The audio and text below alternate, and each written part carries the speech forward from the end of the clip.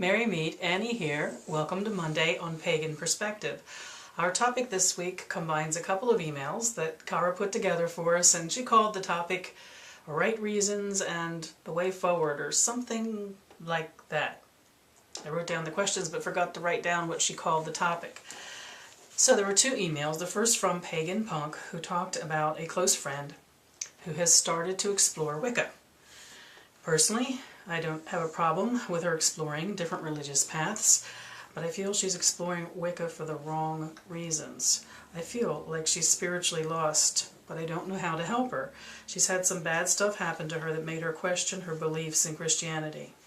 So my thoughts on the right reason for exploring are anything which further deepens and develops our connection to the divine.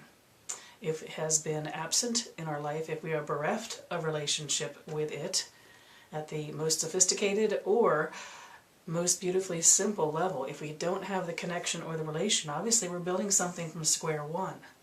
But the right reasons are to grow and develop it, because in that we grow and develop as a person. Different for every one of us. We all come to this with certain experiences in our past, which are going to continue to be part and parcel of who we are. So the first step to me for a seeker is think about what you have experienced so far, what resonated and did not resonate with it. You need an opening up and a freeing place to begin to explore. You don't want your past to be an anchor that holds you back. I think you can start off on the wrong foot if you don't explore the religion of your family first, to really understand what it holds or does not hold for you, to give you a place to start from.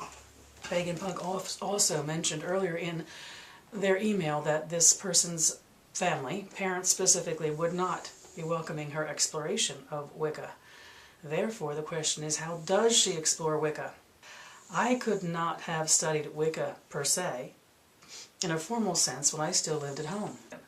But I gloried in the mythology of the world, not just the Greek and Roman mythology I had learned in school, but the mythologies and the stories of the gods from all around the world. I had studied everything I could find about the indigenous peoples of all the continents, because in that I came to an understanding of what it was like to be one with the land at a spiritual level, and see the possibilities of what this spirituality, even maybe what religion, could be. But it doesn't limit you as much as I think a lot of young people think that it limits them. We can go outside and open our hearts to the clouds that are going through the sky, or the stars or the moon in the sky. Go for a walk on a brilliant sunlit day. We can journal, and we can read all the things that I was just talking about. In a way, we have the luxury of time to be the explorer on behalf of ourselves and this vast possibility of what we believe in and will grow to believe in, what we take forward into our adult's life. The other part of that question, and also that it was a question that there was a second one that Kara appended to this, was about reliable information, books and resources. And indeed, another viewer, Apple 6 of 6 Death 6, yep, I think I got that right, said to us, I'm a newbie to Wicca and was wondering if anyone had any sites or books with reliable information that would be helpful for total noobs. I do have a couple of websites that I like. Waverly Fitzgerald's website comes to mind, and I am totally blanking what the name of it is. The School of the Seasons, I think. I'll put a link to it in this video. And there's another website that I'm totally blanking about, but he has had a website for a very, very long time, and it's excellent, and I will also put a link to. So, about books. Now, I mentioned the kind of books that you could be reading if you're in a situation where you just can't have books directly about paganism or witchcraft or Wicca laying around the house, and I appreciate that many of you are in that position. I have a video in my personal channel. If you search on books there, I think it went to 2 videos about all the books that have been impactful to me. Yeah, it's a bit overwhelming. It's a lot of books, and it really was geared for those who are wanting to explore more fully traditional Wicca. So I just picked a couple of them to offer up for suggestions on good books to read. So my top recommendation, it's the book that I have students of mine read first, before they read anything else, even the old school books. I have them read this book because it is contemporary and it really respects the psychological, the archetypal, and the religious spiritual aspects of modern paganism, specifically Wicca. And it is Vivienne Crowley's, and if these don't show up good in the video, I will try and get a closer picture. If I can figure out my new video program to get a closer picture. Vivienne Crowley's Wicca. My version of it is called The Old Religion in the New Millennium. It has had several names. It's always Wicca, but it has been a lot of things other than the old religion in the new millennium. It has been the old religion in the new age. It's been a couple different titles since this. This is an older version of it. I highly recommend Vivienne's. I adore Vivienne anyway. Her poetry is gorgeous. She has a deep love of goddess, and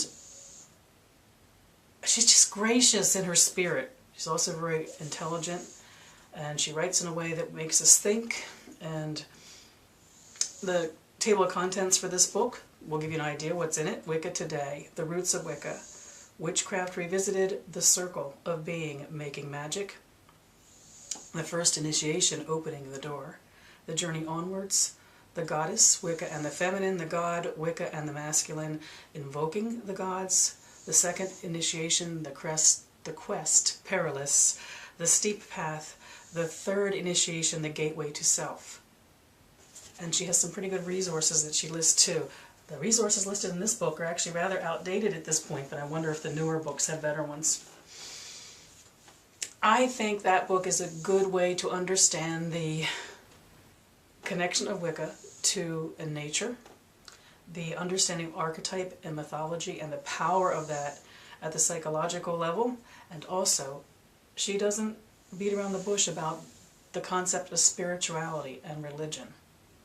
That is the #1 book that I recommend.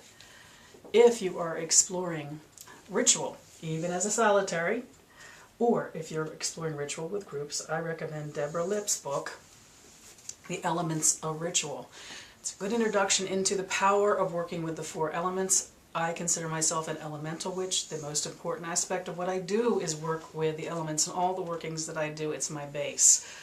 Deborah Lipp's writings are simple and clear, and they urge you to develop what works for you. This book is really good. I'll get to the table of contents.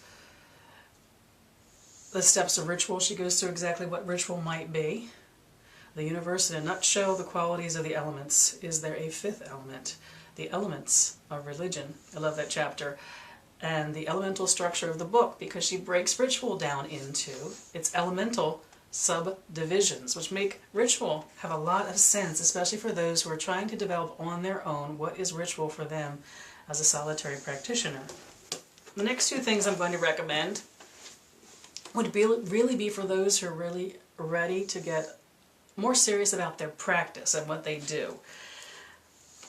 Deborah Lipp is one of my favorite current pagan writers, but my absolute favorite is Christopher Penczak.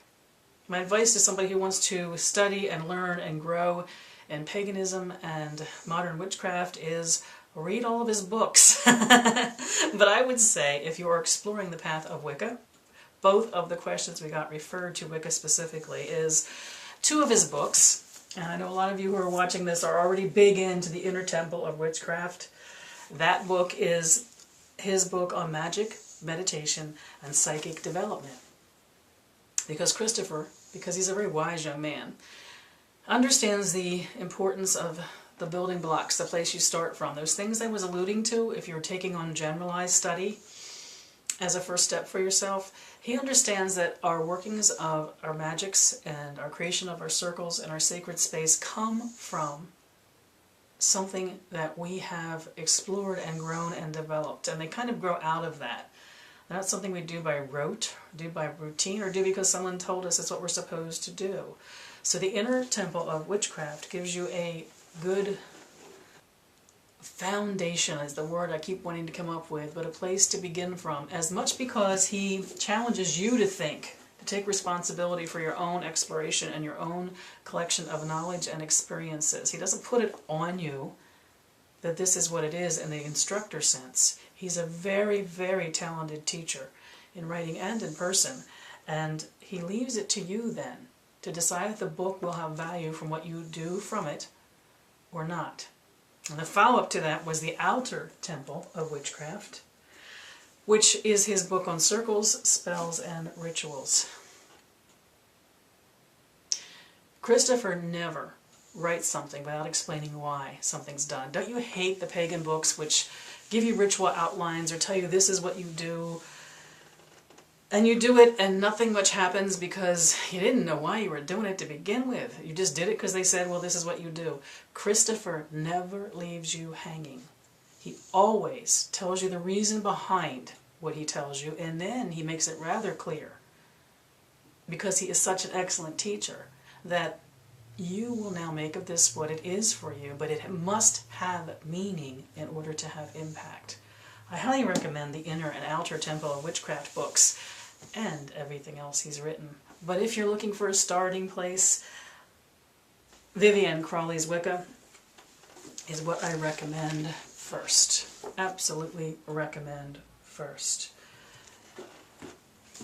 It's a good place for not only the beginner, but for those of us who want to reconnect to the searching, questing, open-minded, sacred curiosity, which is a part of our journey no matter our age and experience on this path. Highly recommend Wicca by Vivienne Crawley, and you'll find it with many different subtitles, but look for Wicca by Vivienne Crawley as the one I like the best, and the one I have all of my students start with. It's the place our conversations start from. I hope this is helpful. This topic could have gone on, I'm sure, every host this week, between whether a spiritual search is, quote, the right reason, as we had on it, and what books or websites you might recommend. It's a huge subject. It's huge. It's immense. And I hope that this week, by the end of the week, as we build off of each other's videos, that we've amassed quite a bit of information to share with all of you. I was overwhelmed by this one. I hardly knew where to start, and I hardly know where to end. So I'm ending now. I wish you all mirth and reverence. Merry part.